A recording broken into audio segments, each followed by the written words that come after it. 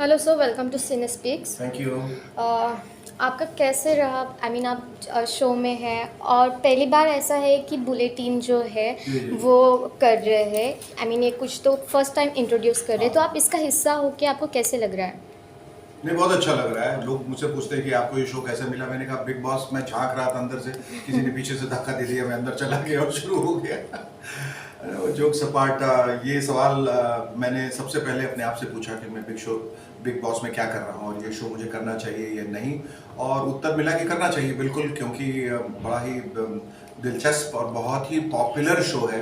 बल्कि ऐसा reality show नहीं है हिंदुस्तान में जो जिसको सभी लोग देखते हैं और सभी लोग जुड़ जाते हैं, सबकी ज़िंदगियों से जुड़ जाते हैं।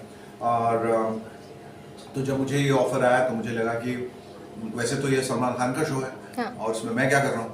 तो मैंने पहले भी कहा कि बेगानी शादी में अब्दुल्ला दीवाना नहीं होना चाहिए। फिर लगा कि नहीं, अगर अब्दुल्ला दीवाना है तो दीवानगी उसको दिखानी चाहिए। और तो मैंने कहा कि मैं अपने मिजाज के हिसाब से और मेरी जो शैली है, अपने तरीके से मैं कुछ इन लोगों के बारे में कुछ टीका टिप्पणी करना चाहूँगा, कुछ इनको समझाना चाहूँगा as a friend, philosopher, guide, mentor, जाके अपने तरीके से। क्योंकि ये पूरे हफ्ते लड़ लड़ के, घायल होके, मूर्छित होके गिरे रहते हैं। उस पर से सलमान खान जो हैं उनको इतनी डांट लगाते हैं, जो कि सही लगाते हैं क्योंकि लोग बात समझते नहीं है, तो डांट उनको बरबस लगानी पड़ती है। उसके बाद अगर मैं सख्त हो जाऊं तो ये तो मर ही जाएंगे। तो एक तरह से आप कह लीजिए कि मैं मरहम लगा देता हूँ, मरहम पट्टी करने के बाद फिर थोड़ा समझा देता हूँ, तंजिया तरीके से बता देता हूँ। और एक ब्रिज जिसको कहते हैं, एक connecting point between the audience और कंटेस्टेंट्स, वो बन जाता हूँ। और थोड़ी लेग पुलिंग, थोड़ी रोस्टिंग कर देता हूँ, तो बात इनकी समझ में भी आ जाती है, इनका थोड़ा मनोरंजन भी हो जाता है, थोड़ी मुस्कान भी आ जाती है और थकान भी थोड़ी दूर हो जाती है। और जो हफ्ते भर जो भी ये करते आए, लड़ाई झगड़े दंगे फसाद, उससे थोड़ा अलग कुछ महसूस कर पाते हैं। शेखर जी, आप शो में सेगमेंट लेकर आ रहे हैं रैपिड फायर। तो ये रैपिड फायर का मतलब क्या है और इसमें आप क्या करने वाले हो? कंटेस्टेंट के आप फटकार लगाने वाले हो या उनको समझाने वाले हो? क्या है इसका मतलब सेगमेंट का? रैपिड फायर तो अभी तक मैंने सेगमेंट किया नहीं है, लेकिन मैंने उनको टास्क जरूर दिए हैं कि ये चीज़ें हैं, आप किसको देना चाहेंगे, या ये बातें हैं, आप किसको कहना चाहेंगे। और आगे आने वाले वक्त में रैपिड फायर भी होगा। और रैपिड फायर में ये जानना बहुत ज़रूरी हो जाता है कि कौन किसको कितना जानता है। तो बहुत सारे सवाल एक दूसरे लोगों से पूछे जाएंगे और देखा जाएगा कितनी जल्दी बगैर सोचे वो इन सवालों का जवाब दे पाते हैं। तो ये ज़रूरी है कि हम कंटेस्टेंट्स को बहुत करीब से जाने और कंटेस्टेंट्स भी एक दूसरे को करीब से जाने। जी, अगर आपसे पूछना चाहें कि कौन सा ऐसा कंटेस्टेंट है कि आपको लगा कि हाँ, वो सच में अपना गेम खेल रहा है और प्रियंका। ओके। प्रियंका अपना गेम बहुत अच्छा खेल रही है, बहुत होशियारी से, बहुत चालाकी से, बहुत चतुरता से, पूरे सामर्थ्य के साथ, पूरे शक्ति के साथ, एक महिला होने के नाते जो जो उसमें क्वालिटीज़ हैं वो सबको लेके, लीडरशिप क्वालिटीज़ को लेके आगे बढ़ रही है। मुझे लगता है कि वो उनमें विनर बनने के बड़े गुण मौजूद हैं, चांसेस भी बहुत ज़्यादा है। अर्चना भी अपनी बेबाकी की वजह से अपनी क्या कहें, उनको जितनी नेचुरल है, वो जिस तरह की हैं, जैसी हैं, उस उन गुणों को लेकर, उन क्वालिटीज़ को लेके जो आगे बढ़ रही है, तो वो भी एक बहुत स्ट्रॉन्ग कंटेंडर है। अब्दू जो कि सबका बहुत दुलारा है, प्यारा है, सब लोग उसको प्यार करते हैं, छोटा छोटा सा क्यूट सा है, लवेबल है, उसमें बहुत सारी क्वालिटीज़ हैं, वो भी एक स्ट्रॉन्ग कंटेंडर है। गौतम और शालिन ये तो हैं ही। और ये अपने लव एंगल जो उन्होंने क्रिएट किया है, फेक या जेन्युइन है, तो आने वाला वक्त बताएगा। लेकिन ऐसा लग रहा है कि गौतम और सौंदर्या का जो इक्वेशन है वो थोड़ा जेन्युइन है। शालीन और टीना का जो है वो थोड़ा सा मुझे ऐसा लगता है सतही है, या शो के लिए किया गया है। सर, जैसे कि आप वीकेंड के वार में जो एंटरटेनमेंट करते हैं, ये पहली बार है जो ऐसा कुछ तो हो रहा है हाँ शो जी, में। जी। जैसे कि आपने अभी कहा कि मरम्मत भी करते हैं, पर आप अलग अंदाज से करते हैं कि किसी को बुरा भी ना लगे, जी जो शेरो शायरी आप जी करते हैं। जी। सर, जो ये आपकी जो चीज़ें हैं, क्या इसमें कितनी मेहनत है? मेहनत ही मेहनत है और कुछ नहीं है। इतनी बारीकी से इनका अध्ययन करना पड़ता है, इनको नज़दीक से समझना पड़ता है, परखना पड़ता है, फिर सोचना पड़ता है कि किस कॉन्सेप्ट में इनको बांधूँ और कैसे बोलूँ कि इन बात भी मेरी वहाँ तक पहुँच जाए और उनको बुरा भी नहीं लगे। मैं नहीं चाहता कि कोई भी मैं अपशब्द या कोई भी ऐसा शब्द इस्तेमाल करूँ या कोई भी ऐसी चीज़ कहूँ जिससे किसी के दिल को ठेस पहुँचे। मैंने कहा कि ऑलरेडी बहुत चोट खाए हुए हैं, तो एक ज़रूरी है कि मैं उनको ये मेरा इंसानी फ़र्ज़ है कि मैं उनको तरीक़े से उनके साथ व्यवहार करूं, बर्ताव करूं। तो बहुत ज़्यादा मेहनत मशक्क़त है इसमें। और देखिए, बग़ैर मेहनत मशक्क़त किए आप किसी भी शो को अच्छा या सफल नहीं बना सकते। उसके पीछे बहुत तैयारी, बहुत होमवर्क करना पड़ता है, बहुत समझदारी के साथ, बहुत सोच सोच के एक एक शब्द जो मैं कहता हूँ उस पर बैठता हूँ, जो मुझे लगता है कि नहीं ये सही नहीं है, या ये लाइन सही नहीं है, ये सटीक नहीं है, ये माकूल नहीं है, सबको हटा देता हूँ। जो चीज़ें मुझे लगता है कि ये बात भी कह जाती है और एक मुस्कान भी ले आती है, तो वही बातें मैं करता हूँ। तो मैं चाहता हूँ कि मैं और इससे ज़्यादा जुड़ूँ और करीब से उनको देखूँ, और जैसे जैसे ये शो आगे बढ़ता जाएगा, मेरे ख्याल से मेरी मेहनत भी और आगे बढ़ती चली जाएगी। प्रियंका और अंकित के बॉन्ड पर क्या कहना चाहेंगे? जैसे कि आपने प्रियंका की तारीफ तो की है, लेकिन पूछना चाहूँगी कि उनका कॉम्पिटिटर क्या लगता है आपको, कौन है? उनका कॉम्पिटिटर कौन है?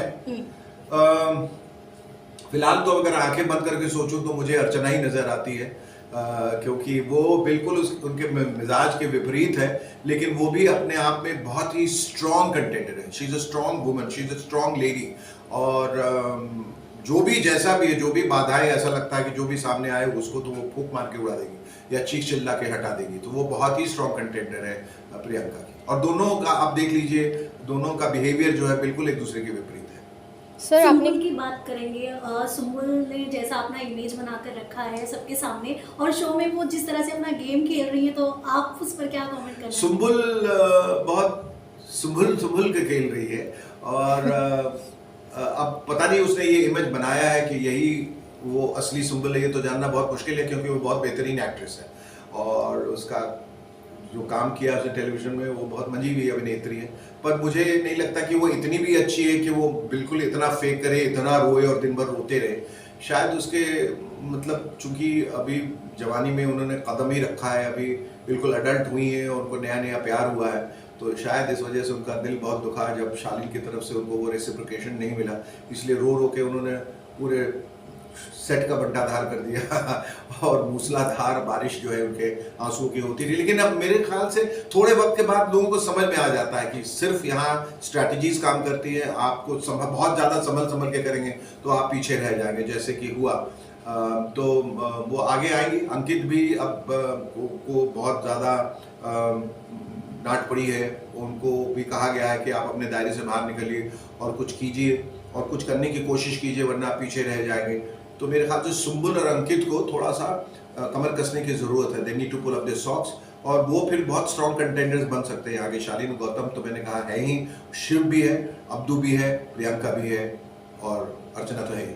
सर आपको ऐसा क्यों लगता है कि सौंदर्या और गौतम की जो रिलेशन है वो जेन्युइन है? क्योंकि लास्ट वीक में ही करण जौहर ने गौतम को डांटा था उसके बिहेवियर के लिए, जो बाथरूम का सीन हुआ था। हाँ। तो आपको क्यों ऐसा लगता है कि उन दोनों का? मुझे ऐसा लगता है, ये मेरे दिल की बात है, मेरा दिल ये गवाही दे रहा है कि देखिए, हर इंसान एक जैसा नहीं सोचता। किसी को कोई सच्चा नजर आता है, किसी को नहीं आता है। मुझे ऐसा लगता है उसमें थोड़ी सच्चाई है कहीं ना कहीं। कभी कभी क्या है, फेक करते करते प्यार हो जाता है, और वो फिर उन्होंने रियलाइज किया कि ये तो हम खेल खेल रहे थे यार, खेल खेल में मोहब्बत भी हो गई।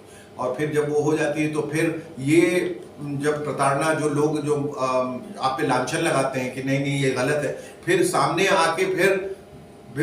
आके और सीना जो है वो चौड़ा करके फिर कहना पड़ता है कि नहीं ये गलत नहीं है, हम लोग वाकई प्यार में। तो उनको जब ये करण ने कहा कि नहीं ये गलत है और तुम ये सब दिखावा कर रहे हो, उस वक्त उनको लगा कि नहीं, अब ज़रूरत है कि हम दोनों हाथ पकड़ के एक दूसरे के और सामने, यहाँ दुनिया के सामने अपने प्यार का इजहार करें कि जो हो रहा है वो सच है। हो सकता है मैं गलत हूँ, लेकिन मेरे दिल की एक गवाही है, जिस अब है तो है। हो सकता है इसमें सच्चाई हो सकता है ना भी हो, पर इस वक्त फिलहाल मुझे ऐसा लग रहा है कि उसमें सच्चाई है।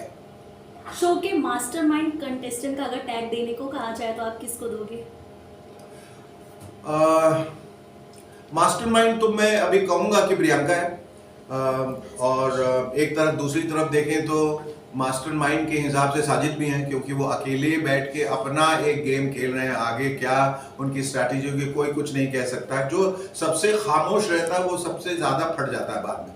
तो हालांकि अंकित भी खामोश है, लेकिन वो दूसरे तरह के इंसान है। साजिद जो है वो उस हिसाब से बहुत समझदार है और ये गेम खेल चुका है इस तरह के, शो में भी और शो के बाहर भी।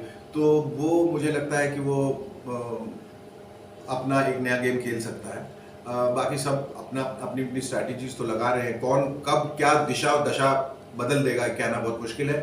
1 महीने के बाद तो ये कम्प्लीटली चेंज हो जाएगा। और अगर ऐसा कहा जाए कि कोई ऐसा लास्ट लास्ट हाँ हाँ जी। अगर ऐसा कहा जाए कोई ऐसा कंटेस्टेंट जो दूसरे के कंधे पर बंदूक रखकर खेल रहा हो तो उसका टैग आप किसको देना चाहोगे? हो सकता है टीना हो सकता है कि शालीन के दम पे, शालीन के कंधे पे रखकर बहुत सारी बंदूकें चला रही हों, और हो सकता है उसकी स्ट्रैटेजी बिल्कुल ही अलग हो और लोगों का ध्यान ही उधर नहीं गया, लेकिन वो अपना गेम बहुत सलीके से खेल रही है। Thank you. Thank you. Thank you.